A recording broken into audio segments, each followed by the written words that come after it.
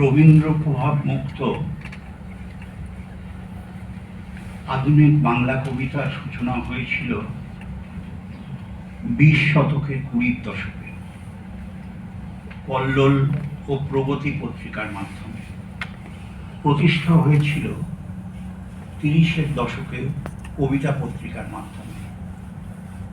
কল্লোল ও প্রগতি ছিল সাহিত্যপত্র, কবিতা ছিল একান্তভাবেই কবিতাপত্র।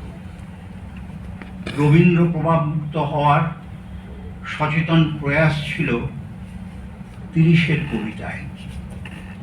সমর সেনের গদ্য ছন্দ ও সুভাষ মুখোপাধ্যায়ের অক্ষরবৃত্ত ছন্দের অদৃষ্টপূর্ব ব্যবহার 30-এর কাব্য ভাষা ও 40-এর কাব্য ভাষার অন্যতম প্রধান পার্থক্যের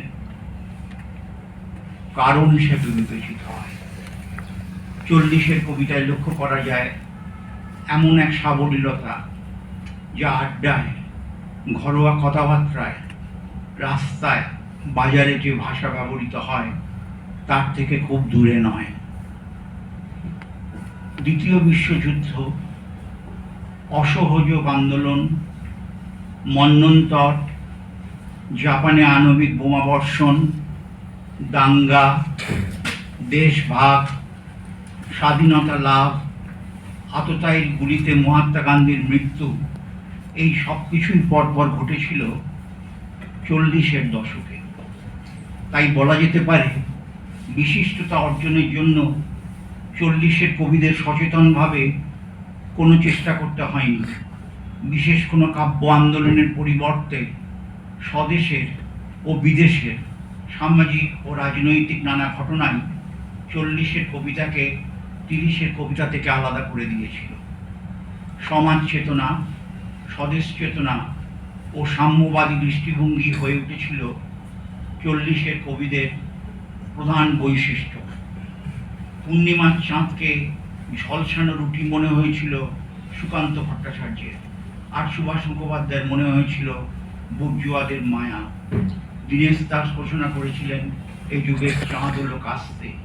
আর স্বদেশের প্রতি গভীর ভালোবাসা থেকে মঙ্গলাচরণ চট্টোপাধ্যায় লিখেছিলেন ক্ষুদিরামের মা আমার, কানাইলালের মা, জননী যন্ত্রণা আমার, জননী যন্ত্রণা।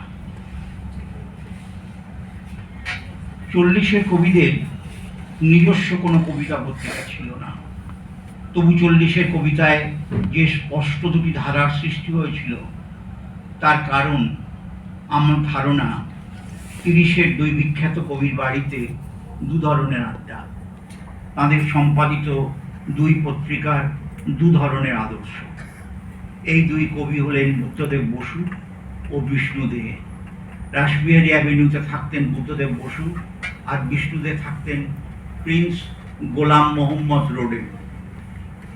শঙ্খ ঘোষ বলেছেন, ভৌগোলিক অবস্থানের মতন নান্দনিক অবস্থানেও এ দুই আড্ডা ছিল একেবারে বিপরীত, এবং সামাজিক দায়বদ্ধতায় মানুষের কাছাকাছি থাকবার প্রেরণা নিয়ে প্রকাশিত হয়েছিল সাহিত্যপত্র। কবিতা পত্রিকার আদর্শ ছিল জনতা আর তার দৈনন্দিন থেকে অনেক দূরে সরে গিয়ে শুদ্ধ কবিতার চর্চা, আর সাহিত্যপত্র পত্রিকার আদর্শ ছিল অবক্ষয়ের বিরোধিতা আর নৈর্ব্যক্তিকতা।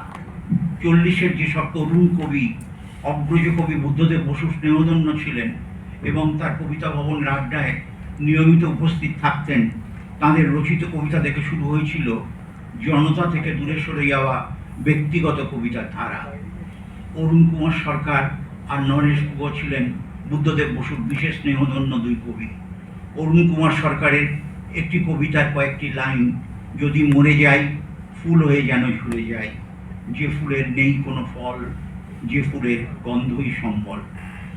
নরেশ গুহের একটি কবিতার কয়েকটি লাইন, কবে আমি শেষ লেখা লিখে দিয়ে স্লেটে, সন্ধ্যা তারা গুনে গুনে নদীর পাড়ির পথ হেঁটে বাড়ি যাব, হাই ওঠে ঘুমে চোখ ভরে, দুপুরে দুরন্ত হাওয়া মনে পড়ে, কাকে মনে পড়ে।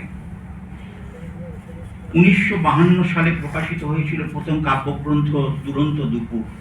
এই কাব্যগ্রন্থে কয়েকটি কবিতার কিছু কিছু পংক্তি উদ্ধৃত করছি, যাতে এই কবি সম্পর্কে পাঠকের মনে একটি ধারণা গড়ে ওঠে। কৃষ্ণচূড়া কবিতার প্রথম স্তবক। কৃষ্ণচূড়া, এখনো তুমি আছো, বৈশাখের রঙ্গালয়ে রঙ্গ শেষ হলো, এখনো তুমি আপন মনে নাচো। আকাশ আঁকে পুরনো পথ, ধূসর ছায় ভরা, এখনো তুমি বর্ণে মনোহরা, এখনো তুমি তুচ্ছ করো ধুলি, এখনো তুমি পাথরে বাঁধা শহরে ফুটপাতে গুলিয়ে দেবে চিত্তহারা তুলি।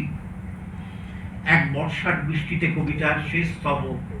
হায় দুরন্ত উতল শ্রাবণ, তোমার শিক্ষা এই তো করলো, এবার কি তবে জলে লিখে নাম চলে যেতে হবে? কি তবে পেলাম, কি তবে হলাম? শকুন্তলা কবিতার শেষ স্তবক। ভোরে সিঁড়ি বেয়ে নিচে নেমে আসি, কাজে চলে যাই, ধুলোয় কাদায় ধোঁয়ায় বাষ্পে নিজেকে হারাই। অপমানে পাপে আত্মাকে আমি যত করি ক্ষয়, তবু থাকো তুমি, তবু তো সময় কি জাদু মন্ত্রে বোঝা ভারী করে, যত বোঝা ভারী করে, যত যায় দিন। শকুন্তলা, আর কবে আমি শুধবো তোমার ঋণ? দুরাশা কবিতার শেষ স্তবক। ভোরের স্বপ্ন মিথ্যে হয়েছে, দিনের ক্লান্তি মিথ্যে, বিনিদ্র রাত, অধৈর্য ভরা চিত্তে। তুমি আসো নাই, বসে আছি একা বৃষ্টির সুরে ক্লান্ত, মূল্যে তোমারে মেলে না, একথা আগে যদি মন জানত। স্পষ্টতই বোঝা যাচ্ছে 40-এর কবি হলেও নরেশ গুহ 40-এর অধিকাংশ কবিদের থেকে আলাদা ছিলেন, বরং 30-এর কবিদের, বিশেষত অমিয় চক্রবর্তী ও বুদ্ধদেব বসুর সঙ্গে তার ঘনিষ্ঠতা ছিল সর্বাধিক। কলকাতার কলেজে পড়ার সময় পায়ে হেঁটে কলকাতা থেকে শান্তিনিকেতন গিয়েছিলেন রবীন্দ্রনাথকে দেখার জন্য। শিক্ষক হিসেবে পেয়েছিলেন বুদ্ধদেব বসু ও অমিয় চক্রবর্তীকে। অমিয় চক্রবর্তীর সঙ্গে দাঙ্গা বিধ্বস্ত অঞ্চলে ঘুরে বেরিয়েছেন ও মহাত্মা গান্ধীর সাক্ষাৎ লাভ করেছেন। অমিয় চক্রবর্তীর পরামর্শে তিনি কলকাতা বিশ্ববিদ্যালয়ে ইংরেজি নিয়ে এমএ পড়েছেন এবং পরবর্তীকালে উচ্চশিক্ষার জন্য মার্কিন যুক্তরাষ্ট্রে যান এবং কবি এর উপর গবেষণা করেন।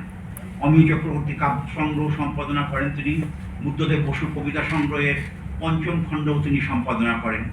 সিগনেট প্রেসের দিলীপ কুমার গুপ্তের টুকরো কথার সম্পাদক হিসেবে কাজ করেন।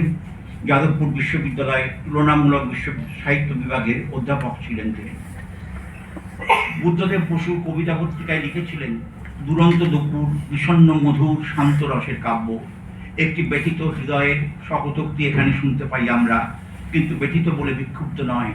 পারিপার্শ্বিকের অসঙ্গতি, নাগরিক জীবনের রূঢ়তা, জীবিকার সঙ্গে জীবনের বিরোধ, এইসব সমসাময়িক তথ্য বিষয়ে নরেশ গুহ সম্পূর্ণ সচেতন, কিন্তু এদের কাছে তিনি হার মানেননি, অর্থাৎ এদের বিরুদ্ধে লাগতে গিয়ে নিজের কাজ, নিজের গান ভুলে যাননি।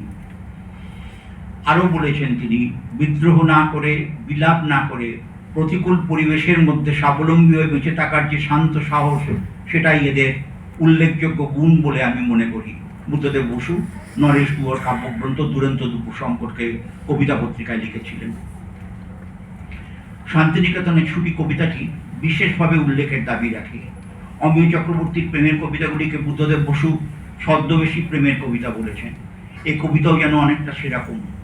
দূরে এসে ভয়ে থাকি, সে হয়তো এসে বসে আছে, হয়তো পাইনি ডেকে, একা ঘরে জানালার কাছে বৃষ্টির বর্ণনা শুনে ভুলে গেছে এটা কোন সাল। এইভাবে শুরু হয় কবিতাটি। সমকালীন কবি অরুণ কুমার সরকারের মতোই নরেশ গুহ বেশ রোম্যান্টিক, ছন্দ মিলে নিপুণ। দুজনের কবিতার মধ্যেই আছে এক ধরনের চাপা বেদনা। শেলি বলেছিলেন, one hope is to like despair, এও যেন তাই। যা হোক, কবিতাটি শেষ কয়েকটি লাইন পড়া যাক। শান্তিনিকেতনের বৃষ্টি, ছুটি শেষ, ভিজে আলতা লাল শূন্য পথ, ডাকঘরে বিমুখ কাউন্টার চুপ, কাল হয়তো রোদ্দুর হবে, শুকোবে খোয়াই, ভিজে ঘাস, লোহার ঘরাদে ঘেরা আম্রপুঞ্জি কবিতার ক্লাস কাল থেকে ফের, ঘুমে ফোলা চোখ, ভাঙা ভাঙা গলা, কবে সে মন্থর পায়ে পাতা জড়া ছাতিন তলায় একা এসে ঘুরে গেছে, ঘন্টা শুনে হঠাৎ কখন অকারণে দিন গেল, ছায়াচ্ছন্ন শান্তিনিকেতন। কলকাতায় ফিরে যদি আজ বিকেলের ডাকে তার কোনো চিঠি পাই, যদি সে নিজেই এসে থাকে। 24 বছর পরে 1976 সালে প্রকাশিত হয়েছে নরেশ গুহর দ্বিতীয় কাব্যগ্রন্থ তাতার সমুদ্র ঘেরা। এই গ্রন্থের অন্তর্ভুক্ত 2 দৃশ্য কবিতার প্রথম কয়েকটি লাইন। সতীশের হৃদয়ের বন্ধু তারই নিজের হৃদয়, চৌরঙ্গী সংসারে তারা দুই বন্ধু প্রাণ তুলে হাসে। অবিনাশ নলিনাক্ষ হৈমবতী কমলাক্ষয় জোরে জোরে ছায়া খুঁজে পরস্পরের আশেপাশে পিঁপড়ে হয়ে বেড়ে যায়। সুধীন্দ্রনাথ দত্ত নরেশগুহকে লিখেছিলেন, মালার্মের মতে যে রহস্য কবিতার প্রাণ তাতে আপনার কাব্য সমৃদ্ধ। সুধীন্দ্রনাথ যদিও কথাটি বলেছিলেন দুরন্ত দুপুর প্রসঙ্গে, কিন্তু তাতার সমুদ্র ঘেরা কাব্যগ্রন্থটি সম্পর্কেও কথাটি সমান প্রযোজ্য। দুই দৃশ্য কবিতাটির শেষ কয়েকটি লাইন, মাকড়সা রাত্রির জাল বনে অবিনাশ নলিনাক্ষ হৈমবতী কমলার চোখের চৌকাঠ শুয়েছিল পার হয়ে অক্ষয় প্রেমের বালিয়াড়ি, ভেবেছিল পাওয়া গেছে চিরন্তন গৃহস্থের বাড়ি, অন্ধকারে হাতে ঠেকে থেকে বন্ধ ভারী নিরেট কপাট, ভিন্ন ঘরে রাত বাড়ে ঠান্ডা হয় সতীশেরও পাশে শূন্য খাট। যদিও নরেশ গুহর কবিতার পরিমাণ খুব বেশি নয়, তবু কবিতা সংগ্রহের জন্য তিনি সাহিত্য একাডেমি পুরস্কার লাভ করেছিলেন। ছোটদের জন্য লিখেছেন বিদিশার ইনি আর উনি, আলোচনা করেছেন বাংলা ভাষার বিখ্যাত কয়েকটি কবিতা, রবীন্দ্রনাথের দুঃসময়, সোনারতরী, অমিয় চক্রবর্তীর বৃষ্টি। জীবনানন্দের বধূদূষণদের নৃত্য কবিতাটির আলোচনা করতে গিয়ে পুরুষ তাদের কৃতকর্ম নবীন এবং যুদ্ধ আর বাণিজ্যের বেলোয়ারি রৌদ্রের দিন লাইন দুটি সম্পর্কে সুনীল গঙ্গোপাধ্যায় ভুল ছন্দের অভিযোগ করেছিলেন। নরেশ গুহ বলেছিলেন, ভুল নয়, ওটা মিশ্র ছন্দ। বৃষ্টির আলোচনা করে স্বয়ং অমিয় চক্রবর্তী বলেছিলেন, বৃষ্টি কবিতা নিয়ে নরেশ গুহ যে সূক্ষ্ম নিপুণ আলোচনা করেছেন তাতে তার সৌন্দর্য এবং প্রখর অনুশীলন বৃত্তি প্রকাশ পেয়েছে। পরিশেষে নিজের সম্পর্কে সৈয়দ শামসুল হক যে কথাটি বলেছিলেন, নরেশ গুহ সম্বন্ধে আমিও এই কথাটাই বলতে চাই, আমি লেখকের অধিক পাঠক।